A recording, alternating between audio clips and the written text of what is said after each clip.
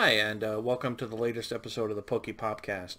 The new Sword and Shield set for the Pokemon trading card game is out, and there's a new card in the set that a lot of questions have come up about, and I wanted to talk about it, Marnie. There's actually so many points about this card that I can do a whole judge seminar just on this card. So we're going to do a little popcast just talking about this card. I do want to talk really quickly before we start on the new rules that are taking effect with Sword and Shield, so let's handle that first. So first off, for the first turn, the player who goes first cannot play a supporter. That's not actually a brand new rule. We have had that in the past. What is new is that the combination of not being able to play a supporter and not being able to attack on the first turn is the first time you have that combination. So Pokemon is really trying to push players to balance the choice of whether first or second is better, because usually first has always been better. We'll see if this causes any shift. Okay, so the second thing that they're making different is weakness and resistance is changing around. I could start going over all the different changes to weakness and resistance, but here's the whole basic thing. Go by what the card says. Look at what the card says on the bottom.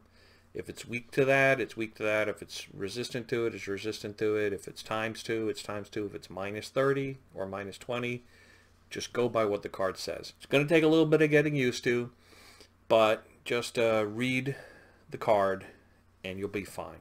Just because a water Pokemon is generally weak to electric, it doesn't change old cards. If you're playing an older card and it's weak to grass, it's still weak to grass. This doesn't change any card text. Whatever the card text is, that's it. Okay? Third, this has been a bit of people upset about this, but Fairy is gone going forward, but it's not forgotten. Just like with weakness and resistance, if a water Pokemon was weak to grass, that card is still weak to grass. Just if you're playing a Fairy Pokemon from a set prior to Sword and Shield, it's still Fairy type, it still uses Fairy energy. That doesn't go away. The only thing going away is that going forward, those Pokemon will now be typed as Psychic. So no need to freak out. Fairy is still going to be around in Standard for a couple of years, and in Expanded for God knows how long until they ever do a rotation. So while it's going away going forward, gone but not forgotten. Alright, another bit of confusion is they're changing how they're doing the Professor card. Up until now, Professor Juniper, Professor Sycamore, every time a new block has come around with a brand new game, they've taken the new Professor and made that the discard your hand and draw 7 cards card. That's changing going forward, where that card will always be named Professor's Research, and then a little name in italics afterwards.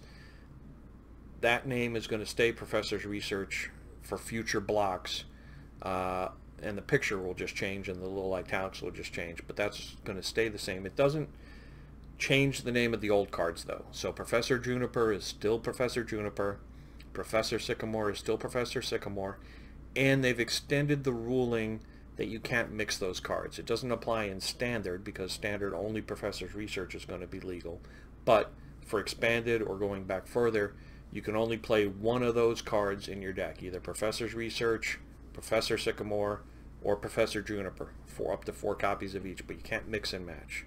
Choose your Professor and stick with it. Okay, and the fifth thing, which is confusing people a bit, is they have renamed the between turns, or what happens with the sleep checks and the poison checks.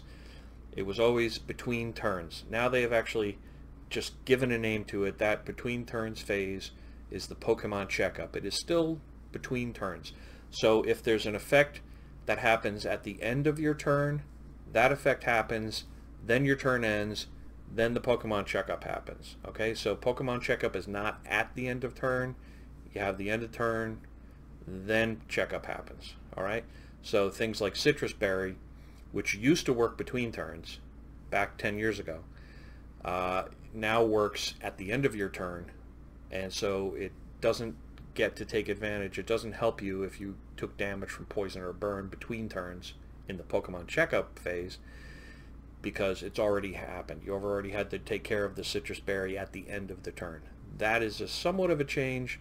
That's pretty much the only time where that's going to come into play, is when they're changing things like the berries from being between turns to happening at the end of turn. But checkup is still between turns. It just has its own name now. Hopefully that's not too confusing. I think it's a good thing to give that phase a name, because it was kind of no man's land. So now it has an official name. Okay, that's all I wanted to talk about, the new rules changes. I think people can figure them out. They're not that complicated. Let's talk about Marnie. A lot of the initial confusion came because the fan translations of the card did not match up with how the card got printed. There was some phrasing in the way the card got printed that didn't exist in the fan translation. So, pro tip, fan translations are great, but be careful that there may be changes in the actual text when the card is printed, and that there may be differences. So always take fan translations with a grain of salt, and always check what the actual text is, and don't get locked into thinking the card is going to work the way the fan translation has it, because sometimes it doesn't.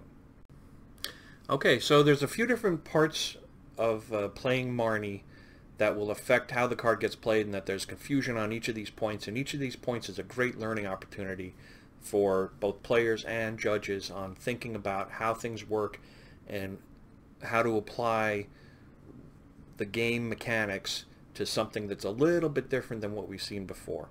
So one of the things that the card has is a cost, and this particular cost wasn't really, I think this was the part in the fan translation that was missing, but the cost is what you need to be able to do in order to play the card.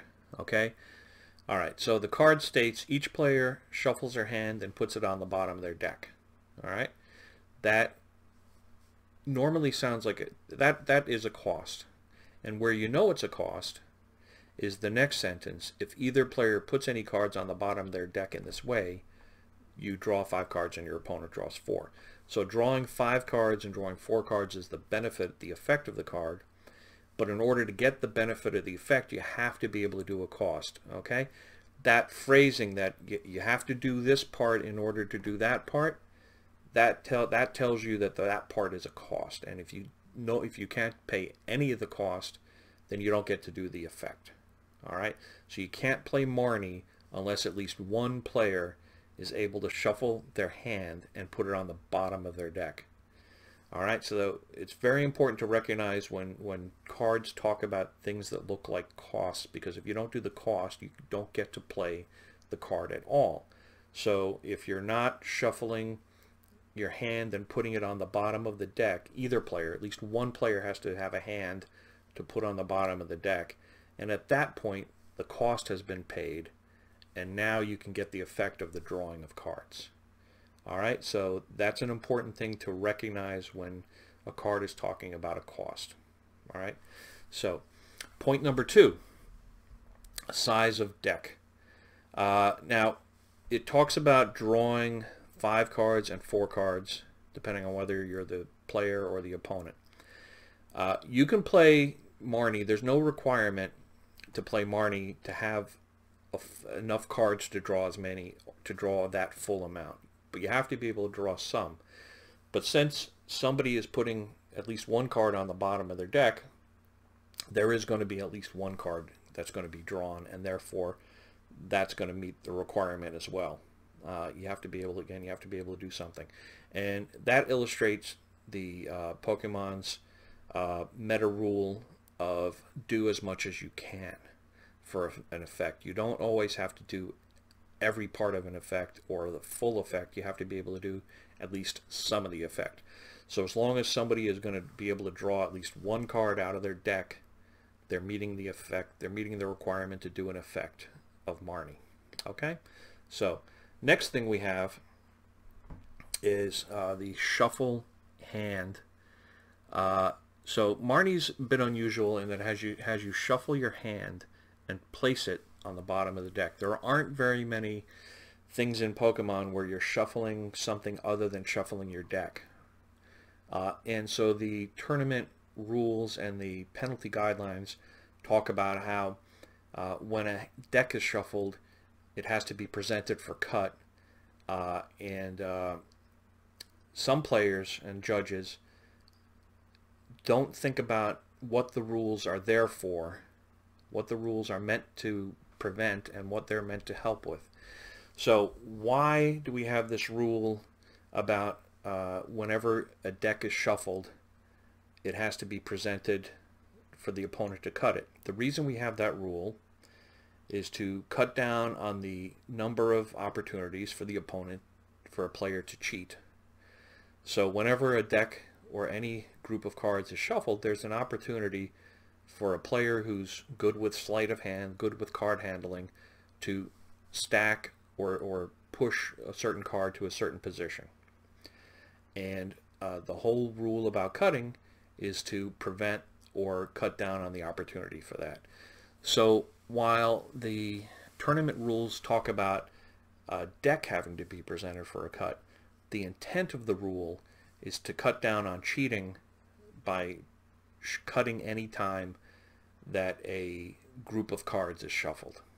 So even though the rules don't call out specifically that the hand is shuffled and being placed, therefore you have to cut the hand, you do have to present the hand to be cut by your opponent, because you are shuffling a group of cards. We have a ruling in the compendium for this, but in fact, anytime you run into this situation as a judge, you should be thinking about what the rule is there for and how to apply it. So if somebody is shuffling any group of cards that's supposed to be randomized, anytime a randomization is supposed to happen, the opponent gets the opportunity to cut that, to cut down on the opportunity for stacking. Penalizing that. Okay, so let's talk about the case where somebody has shuffled their hand and they place it at the bottom, and now and they didn't offer it for a cut. How is that going to be penalized? Well, first off, the basis penalty for that, basically insufficiently randomizing your deck, it falls into there's damage to the game state, and depending on if it's reversible or not, this is where it's important. It may be gameplay error major. However, stating that, I'll point out a couple of things. Number one, people are not used to having to present their hand that has been shuffled, and they may not realize it because it's not explicitly stated in the rules. So therefore, I would start out being a little lenient. I may make an announcement to players that when you do shuffle your hand, you are supposed to present it for a cut. But I may start out a bit lenient with a warning at the beginning for that. And the other part of that is it's generally fairly reversible, because players should have a sense of what their hand size is. And, does your opponent have a hand size of 3 or 4 cards? Do they have a hand size of like 10 cards? So you can get a good idea of how many cards went to the bottom of the deck, pull them back off the bottom of the deck, shuffle them again, and either if you're a judge shuffle, then you don't have to have a player cut, right? Everyone knows that. If a judge shuffles cards, there is no cut. So either the judge, in coming to resolve the issue, pulls out the appropriate number of cards, shuffles them, puts them on the bottom of the deck, or has the player shuffle them again and present them to the opponent for a cut. Might be good to do that just to get them in the habit of going through those motions, rather than you just shuffling it yourself as a judge. So at that point, the penalty goes down because it's fairly reversible. You were able to rewind the damage. So now, instead of it being a gameplay error major where there's damage to the game state that is unrecoverable, you've now recovered the damage and brought the game state back to where it's supposed to be. Okay?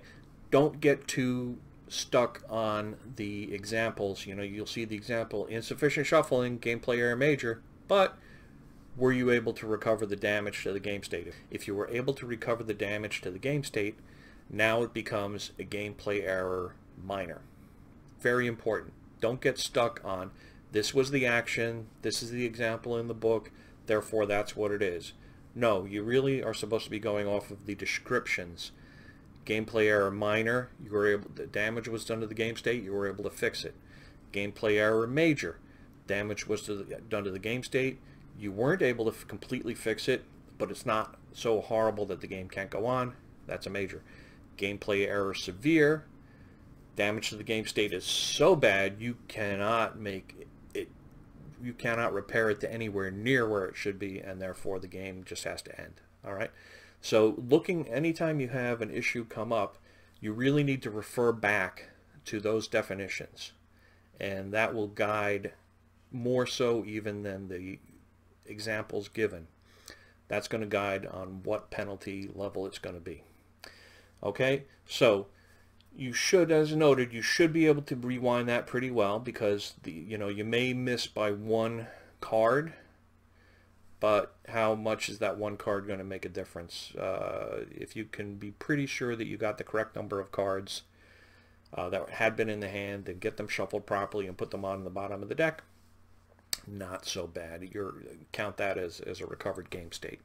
Okay, the final point to go over here is what happens and what does a judge do if a player has, instead of shuffling their hand and placing it at the bottom of the deck, actually shuffled their hand into the deck. So now the hand is spread throughout the deck as opposed to being inaccessible down to the bottom of the deck.